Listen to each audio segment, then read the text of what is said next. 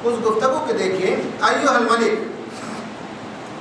اے بادشاہ، اپنا نقطہ نظر بیان کرتے ہیں، کنا قوما اہل جاہلیہ نعبد الاصنام ونأکل المیتۃ ونأتی الفواحش ونقطع الارحام ونسیء الجوار ویأکل القوی منا الضعیف۔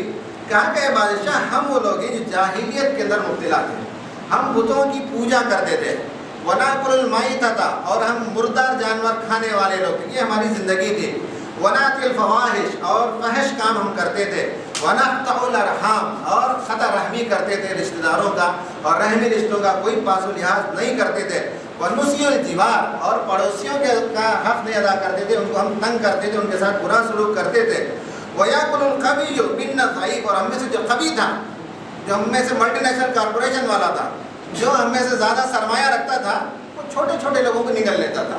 پیپسی والا آیا تو چھوٹے چھوٹے ٹورینو اور لوگو وغیرہ سب کو کھا گیا، ہے نا، اور پرک اور کیڈبریز والا آیا تو کمر گیٹ اور چاکلیٹ جو لوکل بنتے تھے سب ختم ہو گئے۔ ہے کہ گاؤں کے اندر اب کوئی ملتا ہے آپ کو کمر گیٹ ملتا، کھایا؟ ستو کا لنڈا ملتا ہے؟ نہیں ملتا۔ ابھی تو ہمارے بچے اب تو پوچھتے ہیں کرکرے چاہیے، لیس چاہیے، ہے نا۔ ہم لوگ کیا کرکرے کھاتے تھے کیا؟ نہیں، نلڈی کے بڑھیا بولتے تھے، وہ نلڈے کے ٹائپ کے بڑھیا ہوتے تھے، یاد ہے نہیں ہے؟ نلڈی کے بڑھیا کس نے کھا لیا؟ کرکرے نے کھا لیا، لیس نے کھا لیا۔ کمر گیٹ کو کس نے کھا لیا؟ کیڈبریز نے کھا لیا۔ کہتے ہیں کہ وَيَأْكُلُ الْقَوِيُّ مِنَّا الضَّعِيفَ، ہم میں سے جو قوی تھا وہ ضعیف کو کھا جاتا تھا۔ یہ ہماری صورتحال کی، ہمارے معاشرے کے۔ فَكُنَّا عَلَىٰ ذَلِكَ، اور اسی پر ہم قائم تھے، حَتَّى بَعَثَ اللَّهُ إِلَيْنَا رَسُولًا مِنَّا، اور یہاں تک کہ اللہ نے ہمارے درمیان ایک رسول بھیج دیا۔ اس رسول کے تعلیم کے نتیجے میں کیا تبدیلی آئی؟ سماجی اور سیاسی جو انقلاب آیا اس کا ذکر کیا جعفر طیار نے کہ نعرف نسبہ و صدقہ، ہم اس کا حسب بھی جانتے ہیں، اس کی سچائی کو بھی جانتے ہیں، وہ امانتہ و عفافہ، اور اس کی امانت داری کو بھی جانتے ہیں، اس کی پاک بازی کو بھی ہم جانتے ہیں۔ فدعانا الی اللہ، اس نے ہم کو اللہ کی طرف بلایا، اور آپ کا موضوع ہے لنوحدہ ونعبدہ، اسی کی توحید کی طرف اس نے بلایا اور اسی کی عبادت کی اس نے دعوت دی، تو ہم توحید کے علمبردار ہوئے اور صرف ہم اس کی عبادت کرنے لگے۔ اور اس کے ساتھ ہم یہ کیا، وَنَخْلَعَ مَا كُنَّا نَعْبُدَ نَحْنُ وَآبَاؤُنَا، اور ہم نے ان سب بتوں کو چھوڑ دیا جو ہم بھی پوجا کرتے تھے، ہمارے باپ دادا بھی پوجا کرتے تھے۔ پھر اس کے بعد جو ہے اور تفصیل سے ذکر آتا ہے، میں ساری چیزوں کا نہیں ذکر کر رہا ہوں۔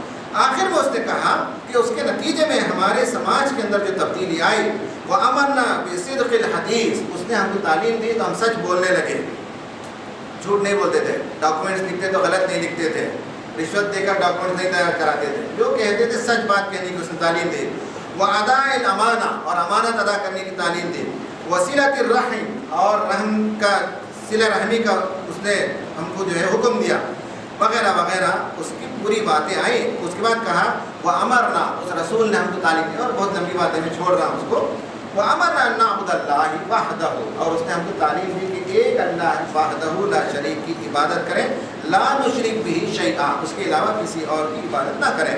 وَأَمَرْنَا بِالصَّلَاةِ وَالزَّکَاةِ وغیرہ وغیرہ۔ تو اس کے نتیجے میں کیا ہوتا ہے سماج میں؟ اس نے یہ ہم سے چاہا اور ہمارے سماج کے اندر یہ تبدیلیاں ہم بدل گئے، گویا کہ بتانے کے ہم لائق ہوں کہ توحید نے ہمارے اندر ایک چینج پیدا کیا۔ ہم مردار نہیں کھاتے، ہم لوگوں کے ساتھ ظلم نہیں کرتے، ہم جھوٹی باتیں نہیں بولتے، جھوٹی گواہی نہیں دیتے، خبیث ضعیف کا احترام کرتا ہے، خبیث ضعیف کو نگل نہیں جاتا۔ ساری باتیں کرنے کے بعد کہتے ہیں کہ یہ وہ چیز ہے فَعَدَى عَلَيْنَا قَوْمُنَا، اس بنیاد پر ہمارے اور ہمارے قوم کے درمیان جو ایک کشمکش شروع ہو گئی، ایک جھگڑا شروع ہو گیا، سوشل لیول پر جھگڑا شروع ہو گیا۔ ہمارے ایک دوست تھے، آپ بھی جانتے ہوں گے، راغب SIO کے تھے، راغب حسین، انہوں نے ایک مرتبہ کہا کہ ایک بڑھیا تھی جو سماج کو اس نے پہچان لیا۔ اس نے کیا کہا، وہ جو مشہور واقعہ ہے کہ اللہ کے رسول صلی اللہ علیہ وسلم جو ہے جا رہے تھے، ایک بڑھیا نے اپنا بوجھ اٹھانے کے لیے تکلیف پڑتی تھی، نبی صلی اللہ علیہ وسلم نے اس کا بوجھ اٹھایا تو اسے سڑک پار کروایا۔ تو اس بڑھیا نے کیا کہا، اس بڑھیا نے تشخیص کی پوری سوسائٹی کے اندر توحید نے جو انقلاب برپا کیا، اور کہا کہ بیٹا یہاں اس ملک میں اندر، اس شہر کے اندر ایک نوجوان پیدا ہوا ہے، اس کی دعوت کے نتیجے میں گھر کے اندر افتراق پیدا ہو گیا ہے، باپ بیٹے سے الگ ہو گیا ہے، ماں بیٹی سے الگ ہو گئی ہے۔ جو اس نے کہا نا بالکل سچ کہا، سماج کے اندر ایک چینج برپا کر دیتا ہے توحید کا تصور، اور اس بڑھیا نے اسے بھانپ لیا اور وہ جا رہی تھی۔ اس کے بعد کا قصہ میں چھوڑتا ہوں، صرف یہ ہے کہ یہ سماج کے اندر ایک چینج برپا کرتا ہے توحید کا تصور۔ فعدا علینا قومنا اور فعذبونا، انہوں نے ہم کو عذاب میں مبتلا کیا اور ہم کو ہمارے دین کے سلسلے میں یہ تکلیف دی کہ ہم دین چھوڑ دیں اور بتوں کی پوجا کریں وغیرہ وغیرہ. انہوں نے ہم پر قہر ڈھاہا، ہم پر ظلم کیا اور ضیقوا علینا، اور ہم پر زندگی تنگ کر دی. وحالوا بیننا وبین دیننا، اور ہمارے دین کے درمیان ہمارے درمیان حائل ہو گئے وغیرہ وغیرہ. یہ سب جو چیزیں یہ کہ جب آپ توحید کا یہ تصور لے کر اٹھتے ہیں اور سماج میں تبدیلی لانا چاہتے ہیں تو سماج میں جن لوگوں کے مفادات ان کے غلط نظریات سے وابستہ ہیں وہ جلدی سے تسلیم کرنے والے نہیں، قبول کرنے والے نہیں آپ کی تبدیلی کو. کون لوگ ہیں؟ قرآن بتاتا ہے کہ دو گروہ ہیں. میں نے بامبے کے کانفرنس میں وہ بتایا تھا، یاد ہوگا آپ کو، یاد ہے؟ فرعون، حامان اور قارون، 3 پاورز ہوئے نا. اب اس میں نہیں جا رہا ہوں. پولیٹیکل پاور فرعون، قارون کیا ہوا؟ قارون پیسے کا منی پاور، اور حامان مائنڈ پاور. یہ تینوں مل کر ایک گروہ ہے. یہ 3 لوگ ایک ہو گئے اور ایک اور گروہ ہے اس میں.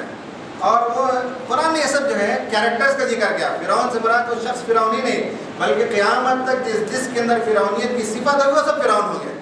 جو قارونیت جس کے اندر ہوگی وہ سب قارون ہو گیا. یہ تو صفات ہیں. پھر ایک اور ہے جو مفسرین نے بیان کیا ہے، بلعام بن عوف، ایک راہب، ایک دیندار. یہ دیندار لوگ بھی آپ کے مخالف ہوں گے، یہ بات یاد رکھیں. آپ جب دین کا نام، توحید کا نام لے کر آگے بڑھیں گے تو دیندار آپ کا سپورٹ نہیں کرے گا. سب سے پہلے مخالفت کے لیے وہ آئے گا. ایک نئی کتاب آئی ہے، یعنی بہت پرانی تقریر ہے، ریلیجن ورسس ریلیجن، ڈاکٹر علی شریعتی کی کتاب. اس میں انہوں نے بتایا ہے جب بھی توحید کی دعوت عام ہوئی ہے مخالفت جو ہے وہ منکرین سے نہیں ہوئی ہے بلکہ مذہب کے ماننے والوں ہی کی طرف سے جو مخالفت ہوتی ہے، زبردست جو ہے وہ کشمکش کرتے ہیں. تو اس میں جو ہے کارل مارکس کا ایک نظریہ، بلیک بورڈ اگر ہوتا مگر ویو سب کو نہیں، میں آپ کو بتاتا ہوں. کارل مارکس نے بتایا کہ 4 طبقے ہوتے ہیں معاشرے میں.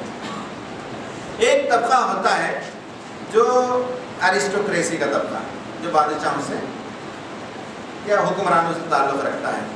ایک طبقہ ہوتا ہے مذہبی لوگوں کا، ٹھیک ہے، تھیوکریٹک جو لوگ ہوتے ہیں. ایک طبقہ ہوتا ہے بورژوا کا، اور ایک طبقہ ہوتا ہے پرولیتاریٹ کا. 4 طبقے اس نے بتائے. غور سے دیکھیں کہ کس طرح سے ایک طبقہ دوسرے طبقے کو کنٹرول کرتا ہے. جو طبقہ مالداروں کو، بورژوا کا جو طبقہ ہے وہ کنٹرول کرتا ہے حکمرانوں کو. گویا ملٹی نیشنل کارپوریشن جو ہے پارلیمنٹ کو کنٹرول کرتے ہیں، ٹھیک ہے. حکمرانوں کو وہ طبقہ کنٹرول کرتا ہے. حکمران طبقہ کس کو کنٹرول کرتے ہیں معلوم ہے؟ نہیں، حکمران ہی تو ایرسٹوکریٹ ہے. مذہبی طبقے کو لوگ کنٹرول کرتے ہیں. مذہبی طبقے کو کھلا کر پلا کر، اور بتایا تھا نا میں 5 اسٹار ہوٹل میں رکھ کر ان لوگوں کو خوش کرا دیتے ہیں، کھلا پلا کر. 5 اسٹار ہوٹل میں جب کسی پنڈت کو، ایک مولوی کو لے جا کر رکھتے ہیں اور جس طرح سے نرم بستر ہوتا ہے یوں سونے کے ساتھ اندر چلا جاتا ہے، بلینکٹ اوڑھتے ہیں تو اتنا موٹا، اور صبح ناشتہ کرنے لے جاتی ہیں تو حسین لڑکیاں کر پوچھتی ہے what type of breakfast you would like to have sir, بول کر اتنا اچھا لگتا ہے. ان لوگوں کو جو ہے سیاستدان مذہبی لوگوں کو کنٹرول کرتے ہیں. یہ جو ٹرائبل لیڈر، چھوٹے موٹے لیڈرز، یہ جو ہوتے ہیں نا، دیکھتے ہوں گے آپ علماء کو، مولوی کو، مختلف نام کے سچے لوگ نہیں ہوتے ہی ہے. تو اس طرح کے طبقوں کو یہ کنٹرول کرتے ہیں. سیاستدان کا طبقہ کنٹرول کرتا ہے مذہبی طبقے کو، اور مذہبی طبقہ افطار پارٹی اور مختلف طرح کے. اور اس کے بعد وہ کنٹرول کرتے ہیں کس کو؟ مذہبی طبقہ عوام کو کنٹرول کرتے ہیں. وہ کہتے ہیں بھائی کس کو ووٹ دینا ہے نا. دیوے گوڑا میں ایک آچرم ہے تو اس کا سوامی جی بتائے گا کہ جنتا دل کو ووٹ دینا ہے. کانگریس کے کچھ سوامی جیز ہوتے ہیں تو بتاتے ہیں کہ سب ہاتھ کی نشانی کو ووٹ دینا ہے. کنٹرول یہ کہ الٹیمیٹلی بورژوا جو طبقہ ہے اس کا کنٹرول ہوتا ہے، ٹھیک ہے. قرآن نے ان کے لیے ٹیکنیکل ٹرم استعمال کیا. اس نے جو ٹرم استعمال کیا ہے وہ بورژوا اور ایرسٹوکریٹ اور تھیوکریٹ اور پرولیتاریٹ کا طبقہ. قرآن لفظ استعمال کرتا ہے مترفین، یہ جو پیسے والوں کا طبقہ ہے، منع رولر کمیونٹی کے لیے. اور راہب، قرآن استعمال کرتا ہے لفظ رہبانیت، یہ جو مذہبی طبقہ ہے. یہ مترفین اور ملا قوم کے ملائے قوم اور راہبین، یہ سب مل کر توحید کے خلاف جو گروپ بناتے ہیں. گروپ کا نام قرآن کہتا ہے مستکبرین. یہ مستکبرین کا طبقہ ہوتا ہے جو توحید کی شدید مخالفت کرتے ہیں اور اپنے مفادات کے تحفظ کے لیے ان کے درمیان ایک انڈرسٹینڈنگ ہوتی ہے. حالانکہ ظاہری طور پر ہم کو اختلاف نظر آتا ہے لیکن وہ تینوں گروہ، مالداروں کا طبقہ، حکمرانوں کا طبقہ اور مذہبی گروہ کا طبقہ، ایک دوسرے کے ساتھ جو ہے گویا کہ وہ ہاتھ ملائے ہوئے ہوتے ہیں اور ظلم جو ہے عوام پر ڈھاتے ہیں. ایک لطیف نکتہ علی شریعتی نے لکھا ہے، بڑا ونڈرفل نکتہ ہے. وہ یہ کہ دوسری طرف ایک طرف مترفین اور مستقبل